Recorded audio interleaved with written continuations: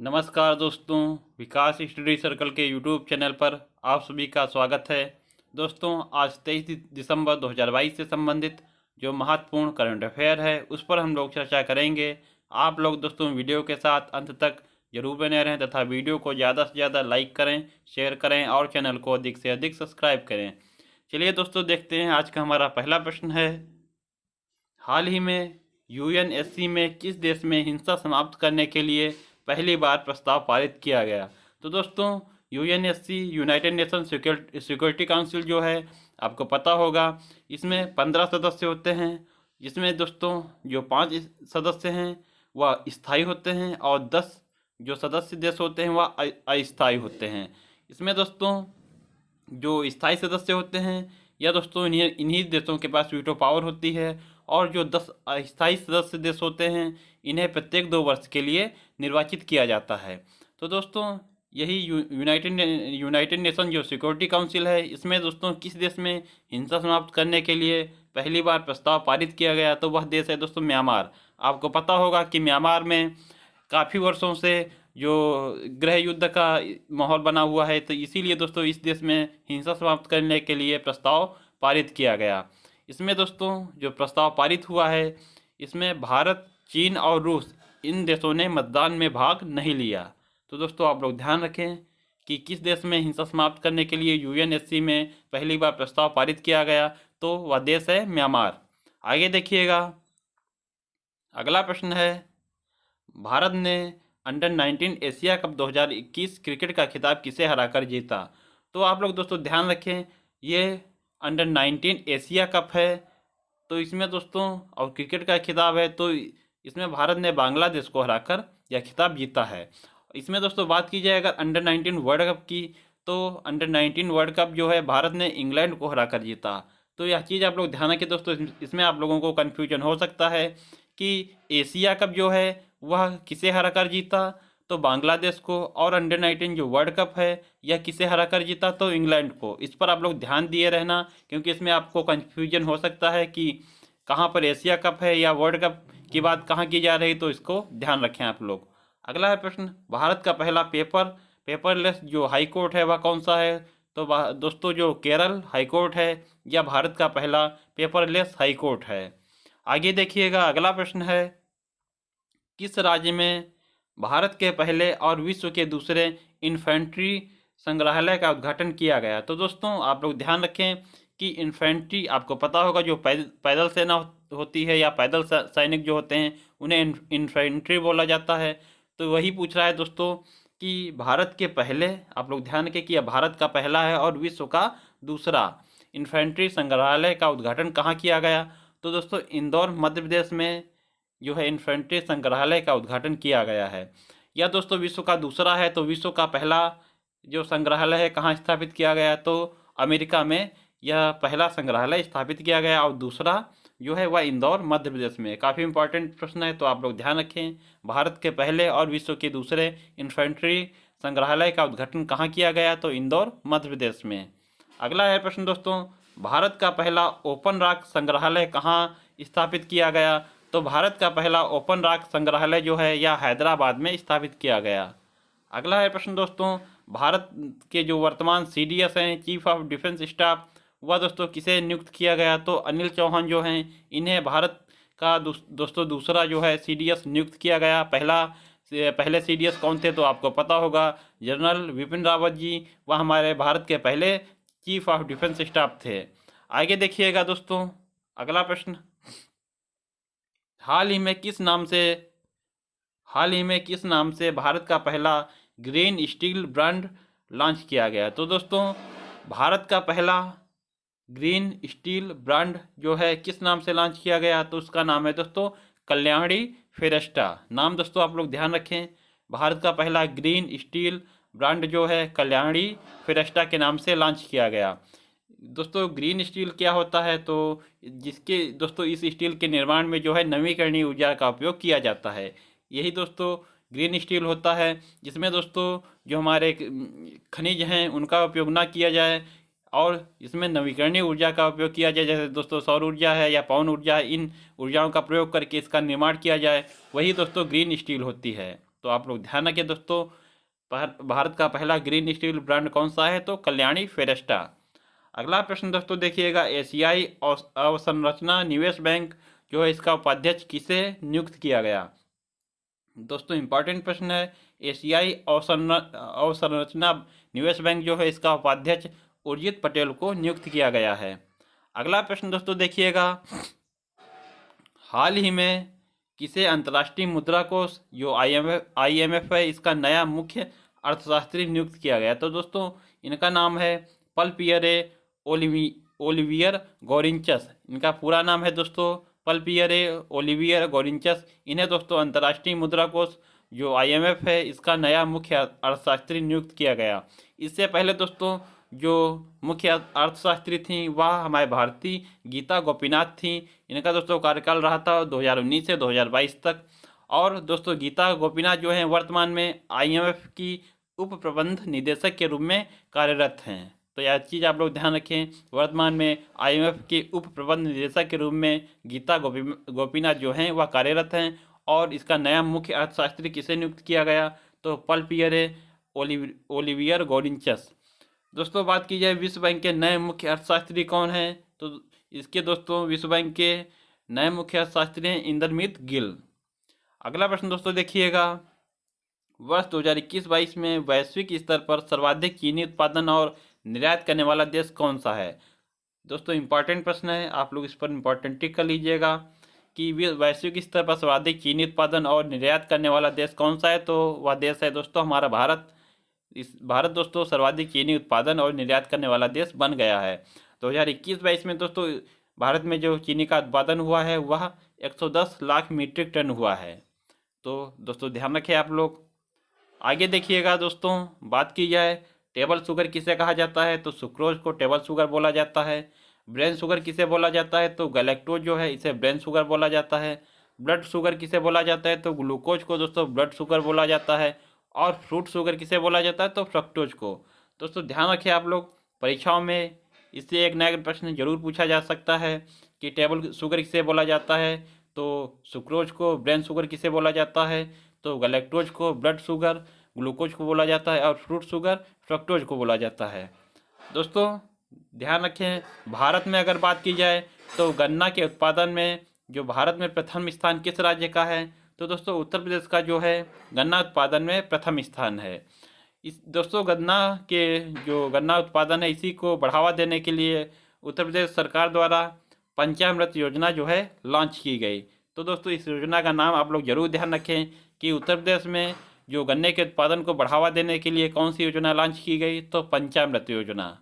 और गन्ना के उत्पादन में जो पहला राज्य है, फर्स्ट स्थान किस राज्य का है? तो वह भी दोस्तों उत्तर प्रदेश का है।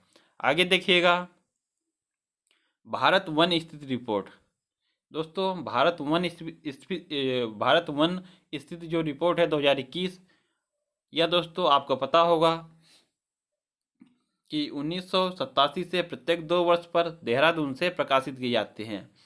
तो जो वन स्थिति रिपोर्ट है प्रत्येक 2 वर्ष पर जो है लॉन्च की जाती है या प्रकाशित की जाती है। और इसका प्रकाशन कहाँ से किया जाता है? तो देहरादून से। दोस्तों यह प्रारंभ कब से हुआ? तो 1987 से। बात की जाए दोस्तों सर्वाधिक क्षेत्रफल जो है, सर्वाधिक वन क्षेत्रफल किस राज्य में है? तो मध्य प्रदेश में। और सबसे कम वन क्षेत्रफल किस में है? तो हरियाणा में। बात की जाए दोस्तों सर्वाधिक वृद्धि किस राज्य में हुई है? तो मिजोरम में। और सबसे कम वृद्धि जो है वह हरियाणा में। अगर सर्वाधिक प्रतिशत वृद्धि की बात की जाए तो आंध्र प्रदेश में सर्वाधिक प्रतिशत वृद्धि हुई है। तो आप लोग ध्यान रखें दोस्तों। आगे देखिएगा, अगला प्रश्न है, तीसरे ASEAN Bharat grass root innovation forum 2022 में भारत के किस इनोवेटर को प्रथम पुरस्कार मिला?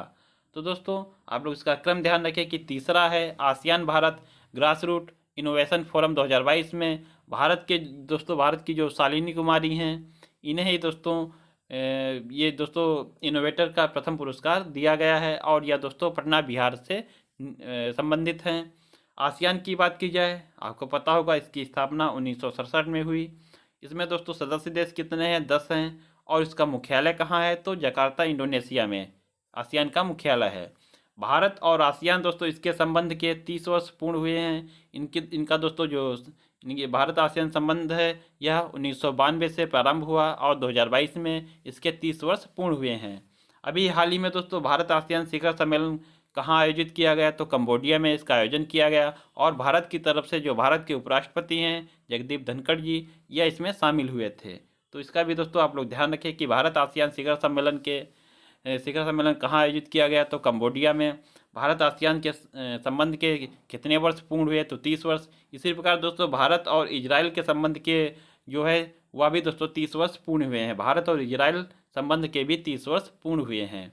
आगे देखिएगा, अगला प्रश्न है वर्ष 2021 के लिए फीफा का सर्वश्रेष्ठ पुरुष फुटबॉलर किसे चुना गया, तो रॉबर्ट लेवेंडोव्स्की जो हैं पोलैंड के निवासी, इन्हें वर्ष 2021 के लिए फीफा का सर्वश्रेष्ठ पुरुष फुटबॉलर चुना गया। आगे देखिएगा 22 दिसंबर को राष्ट्रीय गणित दिवस किस गणितज्ञ की जयंती के उपलक्ष्य में मनाया जाता है। तो आप लोग ध्यान रखें कि राष्ट्रीय जो गणित दिवस है कब मनाया जाता है, तो 22 दिसंबर को। और किसकी जयंती के उपलक्ष्य में मनाया जाता है, तो श्रीनिवास रामानुजम, इनके दोस्तों जो जयंती पर मनाया जाता है। और यह दोस्तों तमिलनाडु के निवासी थे। यह दोस्तों राष्ट्रीय गणित दिवस कब से मनाया जाता है, तो 2012 से इसे मनाया जाना प्रारंभ किया गया। आप लोग ध्यान रखें किसके जयंती पर मनाया जाता है, तो श्रीनिवास रामानुजम, यह दोस्तों प्रसिद्ध भारतीय गणितज्ञ थे। इन्हीं के दोस्तों जयंती पर राष्ट्रीय गणित दिवस प्रत्येक वर्ष 22 दिसंबर को मनाया जाता है। दोस्तों इन्हीं जो श्रीनिवास रामानुजम हैं, इन्हीं पर दोस्तों एक फिल्म और पुस्तक जो है लिखी गई, उसी पर दोस्तों फिल्म भी बनाई गई। इसका नाम क्या है, तो a man who know infinity. यह दोस्तों फिल्म भी इसी नाम से बनाई गई है और इसी नाम से पुस्तक भी लिखी गई है। यह दोस्तों इन्हीं पर श्रीनिवास रामानुजम इन्हीं पर बनी हुई है, तो इसका नाम भी आप लोग ध्यान रखें। बात की जाए दोस्तों इंजीनियर्स डे, यह दोस्तों कब मनाया जाता है, तो 15 सितंबर को। और किसके जन्मदिवस पर मनाया जाता है, तो डॉक्टर जो मोक्षगुंडम विश्वेश्वरैया जी हैं, इन्हीं के जन्मदिवस पर इंजीनियरिंग डे मनाया जाता है। और कब मनाया जाता है, तो 15 सितंबर को। अगला है दोस्तों डॉक्टर्स डे। आपको पता होगा 1 जुलाई को डॉक्टर्स डे मनाया जाता है। यह कब मनाया जाता है, किसके जन्म दिवस पर मनाया जाता है, तो डॉक्टर विधान चंद्र राय जो हैं, इनके जन्म दिवस पर डॉक्टर्स डे मनाया जाता है।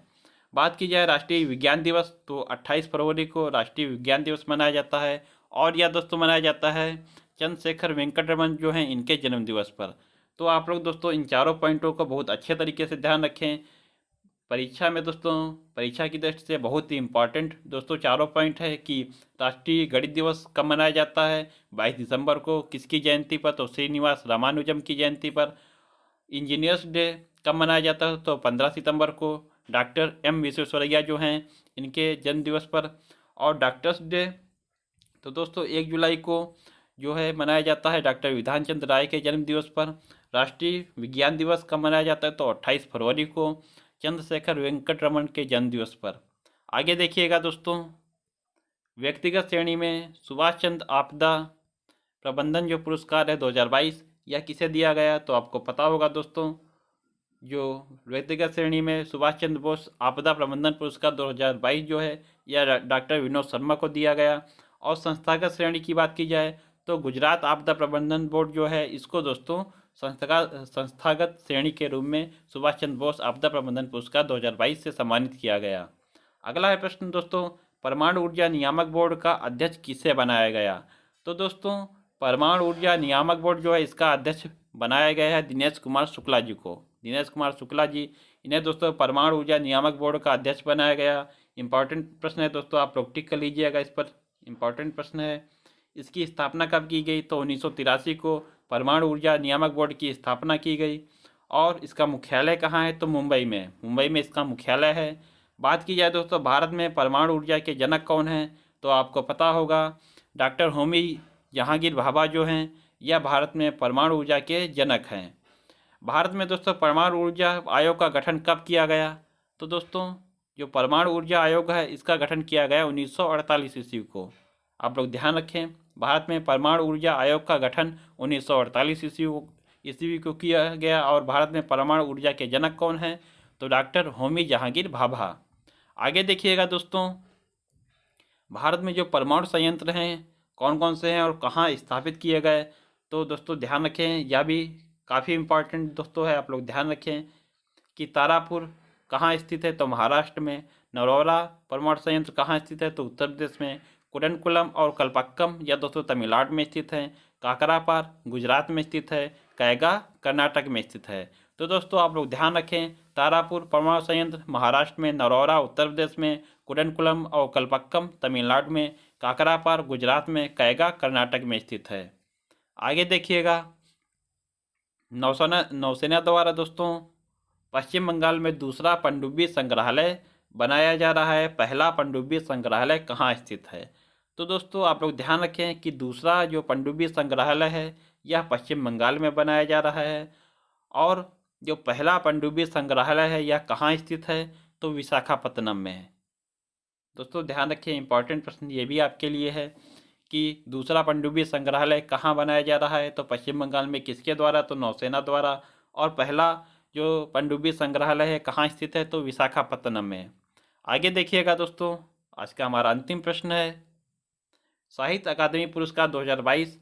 यह दोस्तों जो साहित्य अकादमी पुरस्कार है इसकी घोषणा कर दी गई है। तो इसमें दोस्तों आप लोग देखिएगा किसको किस भाषा में साहित्य अकादमी पुरस्कार दिए गए। आप लोग ध्यान रखें कि 23 भाषाओं में साहित्य अकादमी पुरस्कार दिए जाते हैं। 2022 में दोस्तों हिंदी भाषा के लिए किसे दिया गया, तो बद्री नारायण, इन्हें दोस्तों हिंदी भाषा के लिए साहित्य अकादमी पुरस्कार 2022 दिया गया। और इनका दोस्तों जो कविता संग्रह है वह कौन सा है, तो दोस्तों तुमड़ी के शब्द, यह दोस्तों इनका कविता संग्रह है। इसी के लिए इन्हें हिंदी का साहित्य अकादमी पुरस्कार दिया गया। नाम ध्यान रखें दोस्तों, बद्री नारायण, इन्हें जो है साहित्य अकादमी 2022 से सम्मानित किया गया। अंग्रेजी भाषा की बात की जाए तो अनुराधा राय, इन्हें दोस्तों अंग्रेजी भाषा का साहित्य अकादमी पुरस्कार दिया गया। इनका उपन्यास कौन सा है, तो all the lives we never lived, यह दोस्तों इनका उपन्यास है। तमिल भाषा की बात की जाए दोस्तों तो एस राजेंद्रन, इन्हें दोस्तों तमिल भाषा के लिए साहित्य अकादमी पुरस्कार दिया गया। और इनका उपन्यास है काला पानी, इनका उपन्यास दोस्तों आप लोग ध्यान रखें, काला पानी इनका उपन्यास है। उर्दू भाषा की बात की जाए तो दोस्तों अनीस अशफाक जो हैं, इन्हें उर्दू भाषा के लिए साहित्य अकादमी पुरस्कार 2022 से सम्मानित किया गया। आप लोग दोस्तों हिंदी भाषा, अंग्रेजी भाषा और तमिल, इन तीनों का काफ़ी ध्यान रखें कि हिंदी भाषा में साहित्य अकादमी पुरस्कार किसे दिया गया, तो बद्री नारायण को, अंग्रेजी भाषा में अनुराधा राय को और तमिल में एस राजेंद्रन को। 2021 की बात की जाए दोस्तों तो 2021 में हिंदी भाषा के लिए किसे दिया गया था, तो दया प्रकाश सिन्हा को। सम्राट अशोक इसके लिए इनकी कृत है, इसी के लिए दोस्तों 2021 में साहित्य अकादमी पुरस्कार हिंदी भाषा का दया प्रकाश सिन्हा को दिया गया था। अंग्रेजी भाषा का दोस्तों 2021 में जो है नमिता गोखले को साहित्य अकादमी पुरस्कार दिया गया था। तो दोस्तों आप लोग ध्यान रखें, यह प्रश्न आपके लिए इम्पोर्टेंट बहुत ही रहेगा। आगामी परीक्षाओं में इनसे प्रश्न जरूर पूछा जाएगा, तो इसका भी दोस्तों आप लोग बहुत अच्छे तरीके से ध्यान रखें। आशा करता हूं दोस्तों आप लोगों को वीडियो पसंद आया होगा। वीडियो दोस्तों पसंद आया हो तो वीडियो को लाइक करें, शेयर करें और चैनल को अधिक से अधिक सब्सक्राइब करें। मिलते हैं दोस्तों अपने अगले वीडियो में, तब तक के लिए आप लोगों को बहुत बहुत धन्यवाद। जय हिंद दोस्तों।